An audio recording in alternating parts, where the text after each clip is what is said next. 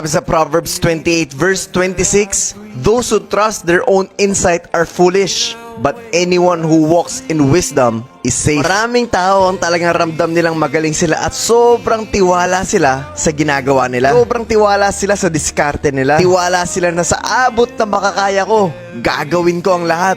Iaahon ko kayo. Madalas sinasabi yan ng isang taong palaban, punong-puno ng emosyon. Sinabi sa verse na binasa natin, they are foolish. Kasi kapag ganun ang mindset ng isang tao, ibig sabihin walang Diyos yun. Kung mapapansin nyo, kung papakinggan nyo lagi na lang puro ako magaling, ako gagawa ng paraan, ako bahala, ako mag-aahon sa inyo, ako mag-iisip, ako si ganito, ako si ganyan. Bakit ko nasabing walang Diyos? Kasi ang taong may Diyos, hindi ganun mag-isip. Lagi yan magtatanong, Lord, anong gusto mo? Lord, anong gagawin ko? Lord, kung anong plano mo, dun ako. Kung plano nyong dumaan ako sa hirap na ganito, okay lang po. Okay lang po, naiintindihan ko dahil naniniwala po ako sa inyo. Hindi niya pipilitin ang mga bagay-bagay. Meron siyang acceptance sa puso niya kasi nga, meron siyang Diyos sa buhay niya. Maaaring kilala niya si Lord, pero wala siyang relasyon kay Lord. Magkaiba po yung kilala lang at nagdarasal sa totoong merong koneksyon. Sabi dito, but anyone who walks in wisdom is safe. Wisdom is yung meron kang right judgment sa mga bagay-bagay. Meron kang discernment. Alam mo kung tama o mali. Alam mo kung ilalaban mo o hindi. Alam mo kung itutuloy mo o ititigil mo. Alam mo kung kailan mo dapat sabihin at kung paano mo dapat sabihin. Hindi porket matalino ang isang tao,